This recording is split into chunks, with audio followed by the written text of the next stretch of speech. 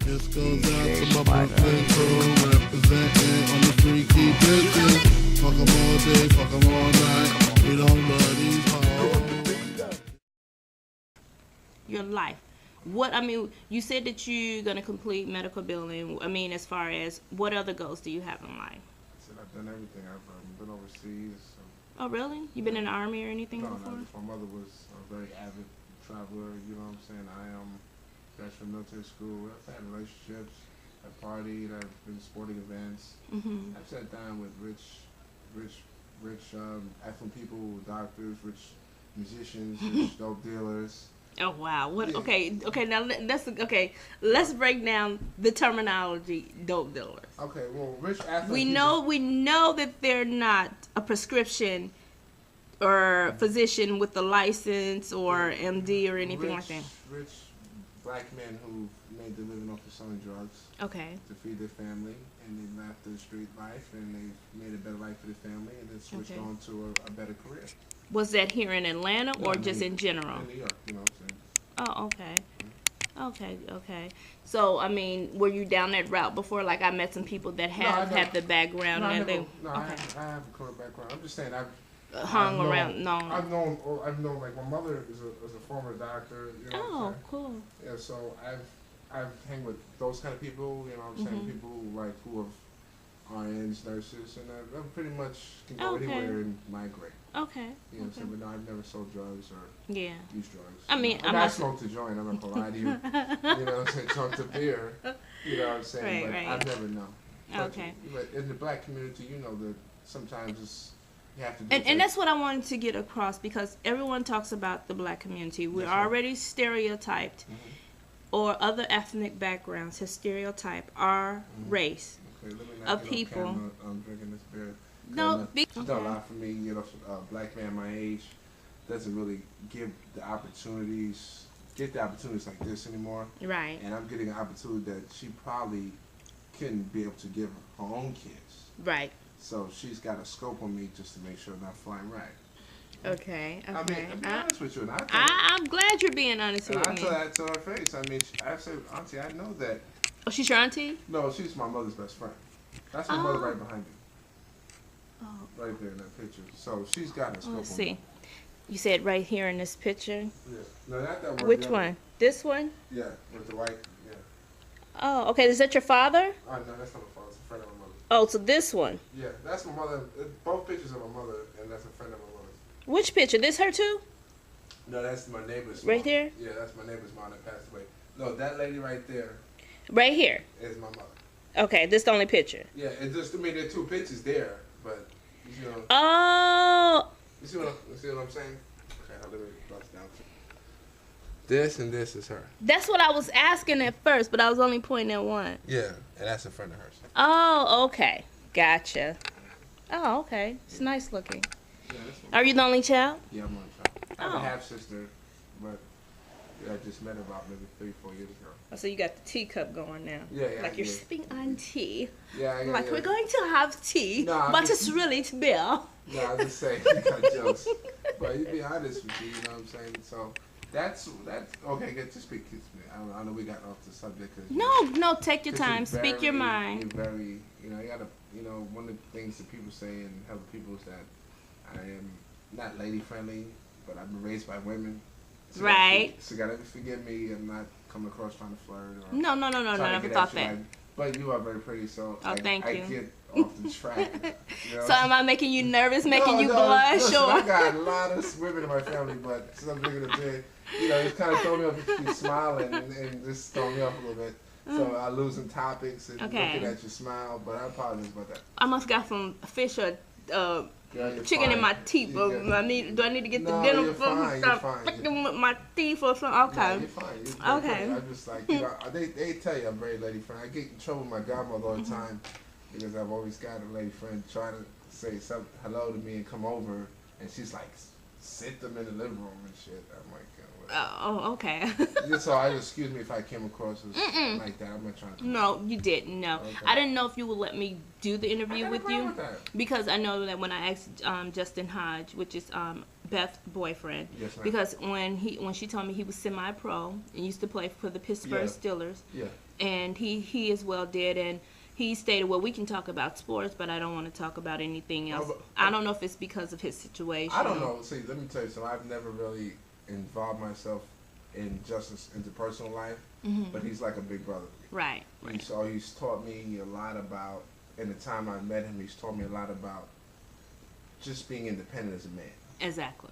You know what I mean? You get to a certain age as a man, look, for example, I know you smoke cigarettes, but you need to get your own.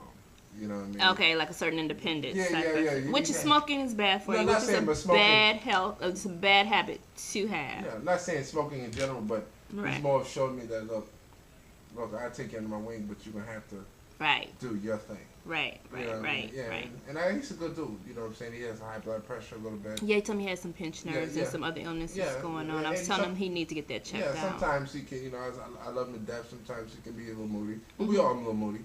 But that's my dog. Yeah. So I wouldn't be surprised that he didn't talk to you. Right. Because he's like that. He's not. No, he said a couple of things and stuff.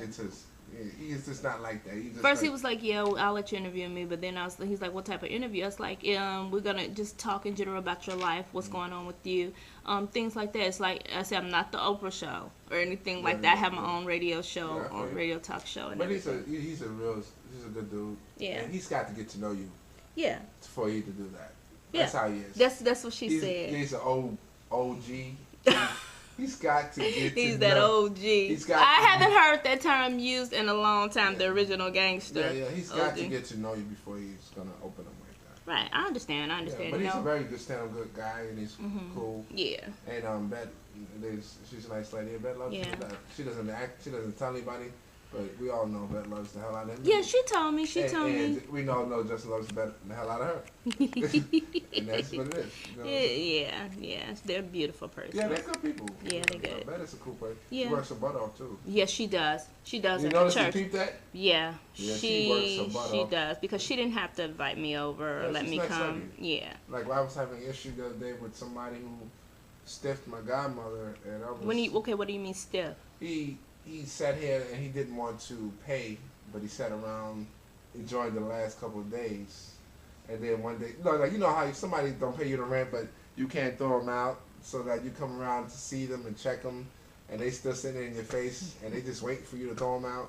And I got pissed off in a way because I have a lot of respect for women, and I didn't feel that was right, because if that was my mother, I wouldn't want nobody to do that to me. Right. You know what I'm saying? So that was like, just chill, bruh.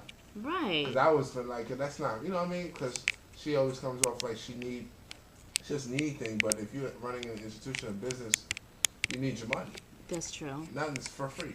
That's true. And I'm very, I see me being a brother that was raised by women, I get sensitive sometimes when I feel that a black man is disrespecting, you know what I'm saying? Especially when a black man is getting help from black women from the jump. Right. You know what I mean? then he turns around and crabs her. Right. And that's the reason why I was telling the older brother back there why a lot of younger brothers have these problems with women, because when one burns you, she got that chip from another brother, and now you might be a decent dude. And she's carrying that tip on her shoulder because of the last relationship she was in.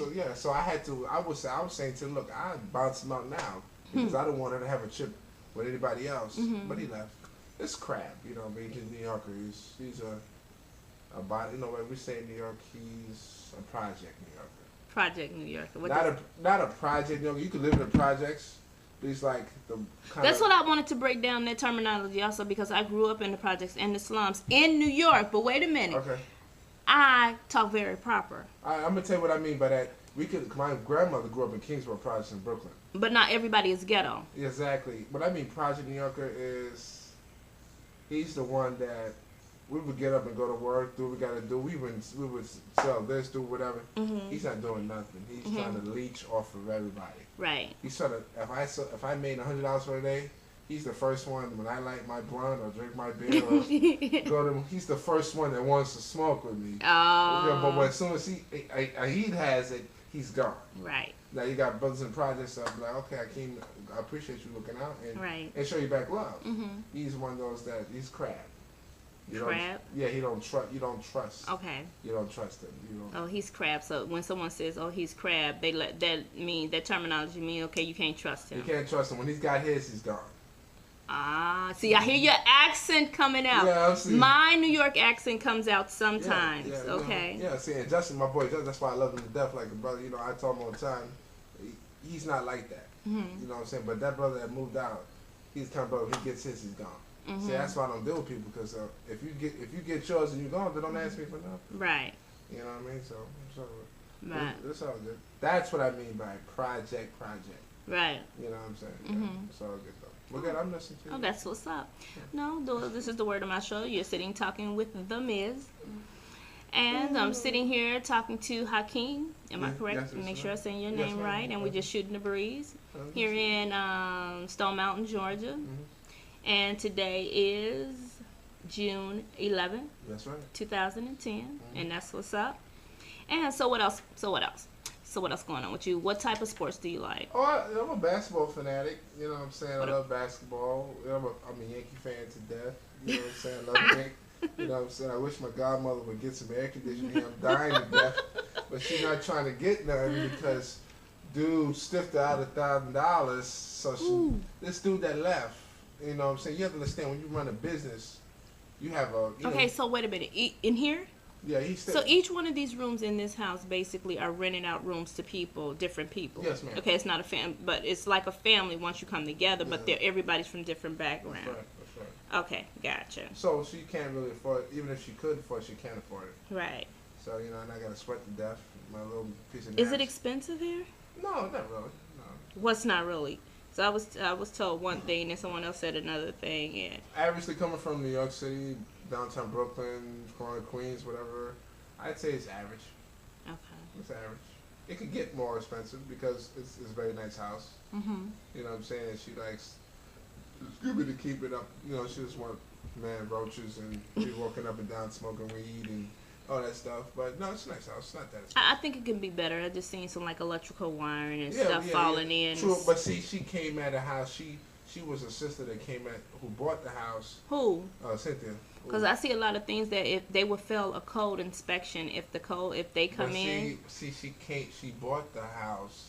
I understand. Trying to be an investment for herself. Right. So you like an investment property, rental property. So you can't really fault her because we both know, and everybody in this building knows that there are some stuff in these places, but we can't be mad at that because how tight is an economy, we just have to bear with her.